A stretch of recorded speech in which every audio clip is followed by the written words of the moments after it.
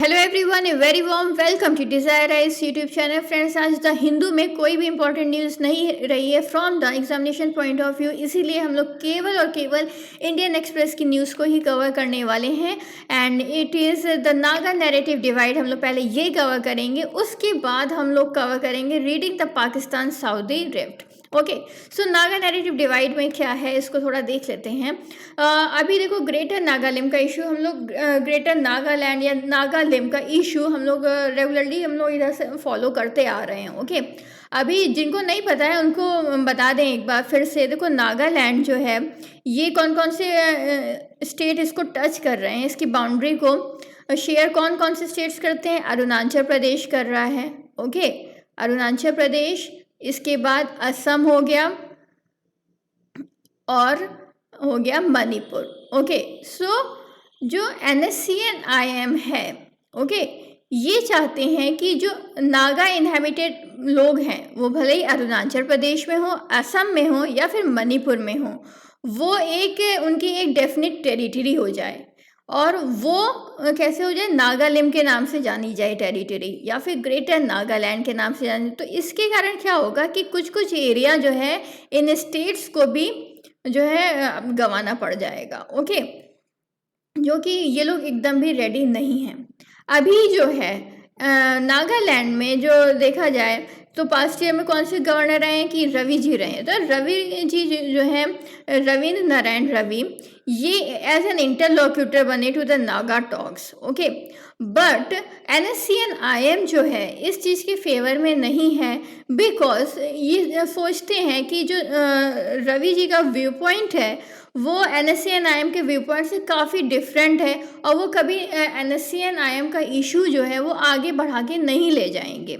ऐसा थिंकिंग जो है आई, वो किस चीज़ों पे बेस थी, इसको थोड़ा सा समझ लेते हैं। देखो, जो रवि जी हैं ये 2012 में रिटायर हुए। ओके, और 1976 बैच के ये ऑफिसर हैं, IPS ऑफिसर, और इन्होंने IB में भी सर्व करा है। एज वेल एज जब ये IB में रहे हैं तब इन्होंने he has develop expertise on the north east Indian affairs also. इन्होंने एक फेमस आर्टिकल लिखा था on Naga conflict post his retirement.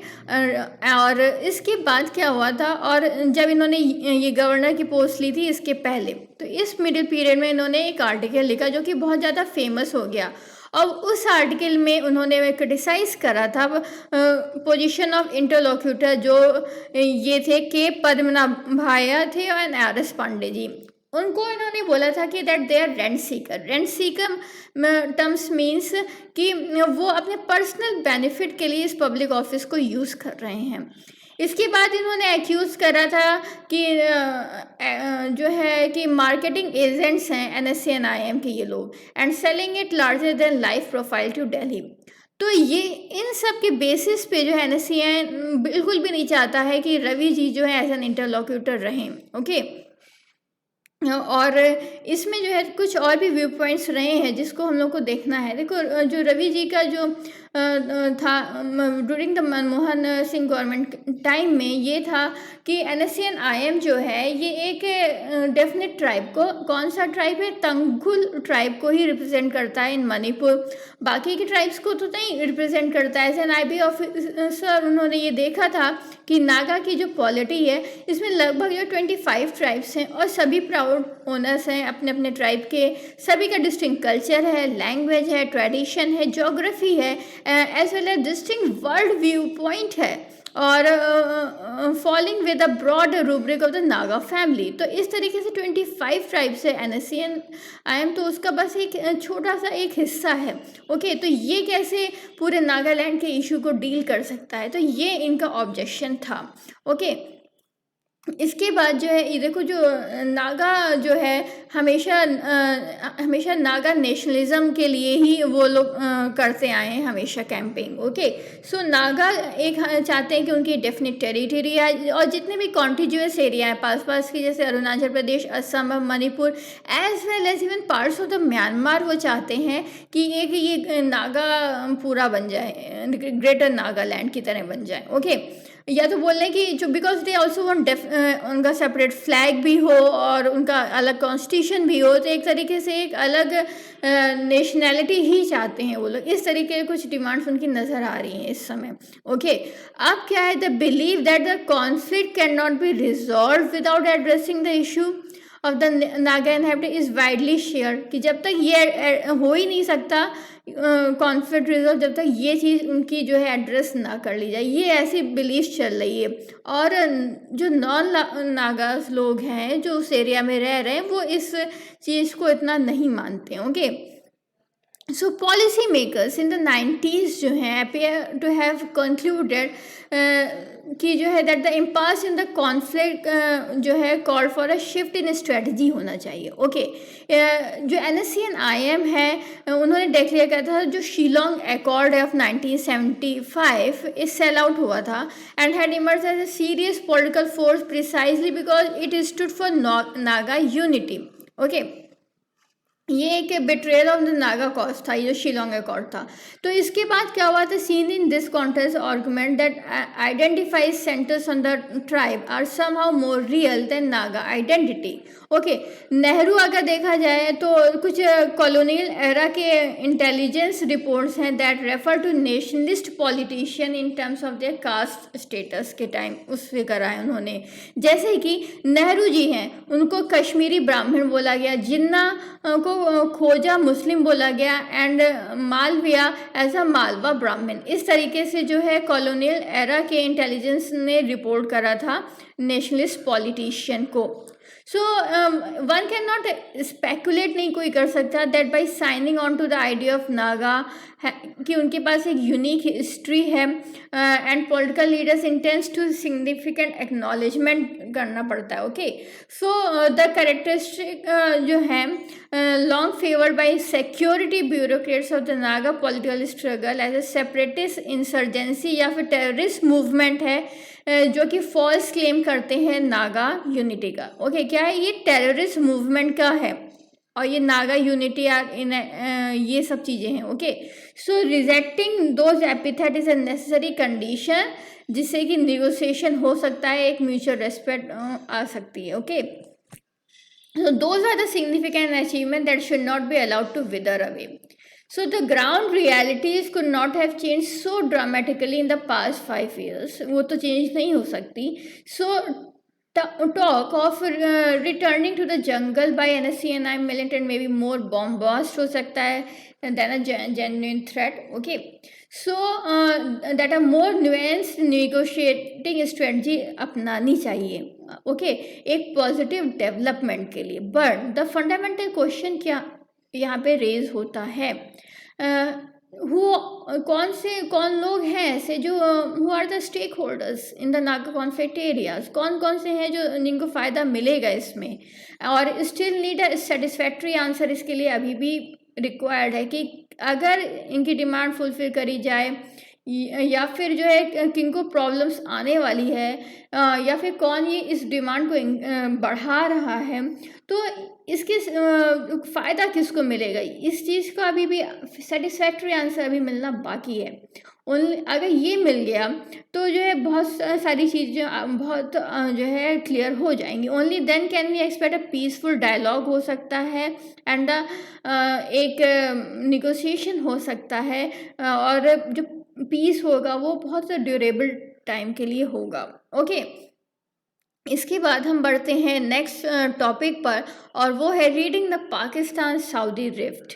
Okay, the rift between Pakistan and Saudi Arabia over Jammu and Kashmir, ये सभी लोग जान रहे हैं कि अभी देखो रिफ्ट आ गई है। सऊदी और पाकिस्तान के जो टाइज थे वो किस प्रकार थे, इसको थोड़ा सा हम समझ लेते हैं।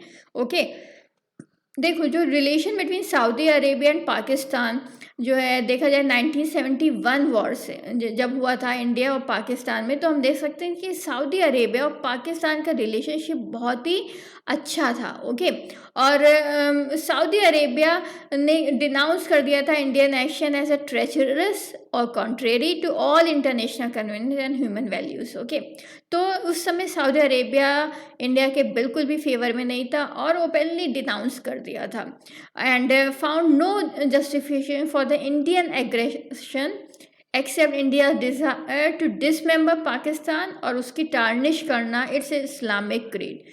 तो ये इस समय आप देख सकते हैं कि 1971 के टाइम उस समय सऊदी अरेबिया कैसे जो है इंडिया के एकदम ही अगेंस्ट में था। So Saudi Arabia is also reported to have transferred arms भी उसने करे हैं as well as equipment including loan of some 75 aircraft का दिया है, किसको, पाकिस्तान को दिया था। So after the war Saudi Arabia भी तब भी इसके पास सपोर्ट करता रहा और supported the call for the return of Pakistan prisoners of war and for dropping Dhaka trial against 195 of them. तो इस पे भी इसने सपोर्ट करा था। ओके, आफ्टर द वॉर क्या हुआ, Saudi Arabia gave loans to Pakistan enabling its to buy arms भी वो बाय कर सकता था वर्थ अबाउट $1 मिलियन। ओके, और F-16 हो गया, हार्पून मिसाइल फ्रॉम US। तो इस तरीके से उसने मिलिट्री वाइज भी हेल्प कर रहा था। फिर उसने जो है ऑयल भी दिया, Saudi oil and dollars have kept Pakistan economy on feet बनाए रखा, कि जिससे कि after sanction following the nuclear test जब करा था, सैंक्शन लग गए थे, तो उसके बाद जो है सऊदी ने हेल्प बहुत करा था। Over the last 2 decades Saudi Arabia ने जो है ऑयल करा on deferred payment to Pakistan, जिससे कि उसकी इकॉनमी अच्छे से रन करती रही। ओके, सो सऊदी ने वहाँ के मदरसास को भी जो है फंड करा, बट क्या हुआ कि वो जो है रिलीजियस एक्सट्रीमिज्म में चेंज होते चले गए। इन 1990 पाकिस्तान ने जो है अपनी ग्राउंड फोर्सेस भेजी थी सऊदी अरब के लिए against Iraq invasion of Kuwait. तो इस देख सकते हैं कि कैसे दोनों के बीच में टाइज थे, बट धीमे धीमे स्टोरीज चेंज होंगी, आप अभी देखिएगा। अलाइनमेंट ओवर कश्मीर, तो alignment over Kashmir at the organic of Islamic conference crystallize हुआ था 1919 में OIC। तो insurgency in Jammu and Kashmir began हो गई थी। सो OIC has issued statement over the last 3 decades। It became a ritual of little statements OIC बने जो है रिलीज करता रहता है, but now it is less significance to India. Last year अभी देखा जाए इंडिया रिवोक आर्टिकल 370 इन कश्मीर। पाकिस्तान ने लॉबी करा OIC के लिए कि वो कंडेम करे इंडिया का मूव, बट यहाँ पे पाकिस्तान को बहुत बड़ा झटका लग गया।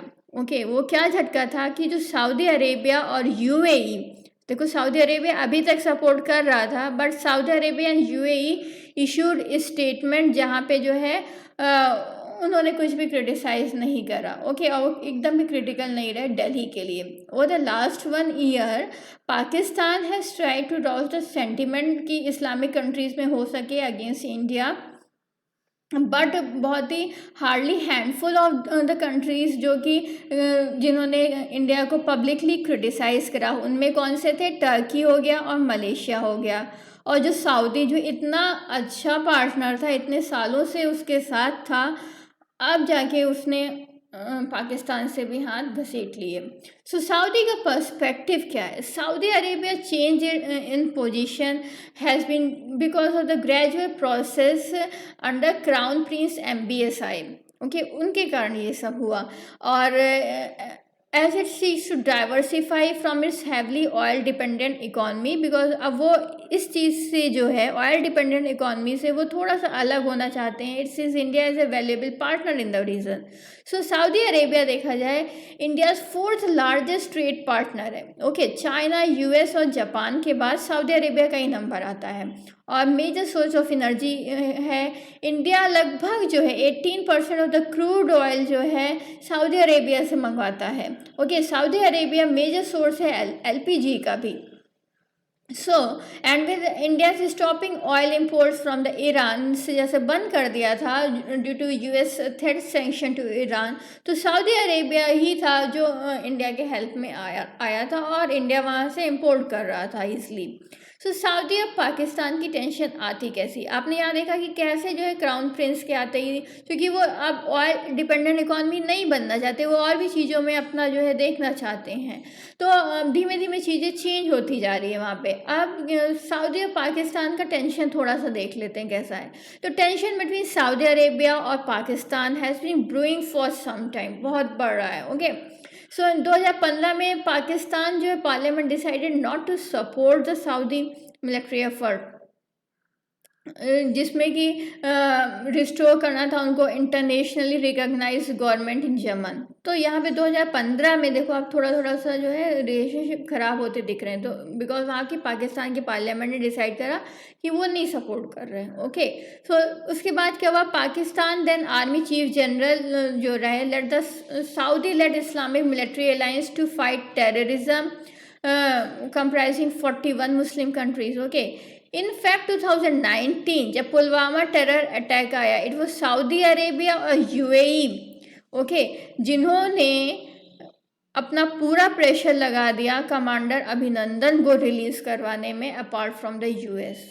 ओके, तो इन तीनों के बदौलत जो है अभिनंदन जो है हमारे जो कमांडर रहे, जो इन्होंने वहाँ चले गए थे, एकदम से प्लेन जो है क्रैश हो गया था कुछ, तो जो है वहाँ पे उन्होंने वहाँ उनके बॉर्डर में जाके गिरे थे, तो वहाँ पे बहुत ज़्यादा उनका हैरेसमेंट भी हुआ था, और इसी कारण जो है उनको जब रिलीज़ नहीं कर रहा था पाकिस्तान, तो सऊदी अरेबिया और यूएई और यूएस के ने इतना प्रेशर डाला था due to Geneva convention also ये रिस्पॉन्सिबिलिटी बनती है कि जो है उनको रिटर्न करना ही होता है, पर इतना प्रेशर पड़ गया था पाकिस्तान के ऊपर कि वो फिर उनको रिटर्न करना ही पड़ा था। Okay, so Saudi crown Prince जो है visited Pakistan India at that time, जब जो है दोनों के कंट्रीज़ के बीच में इश्यूज इतने अच्छे नहीं चल रहे थे, that is China and Pakistan के बीच,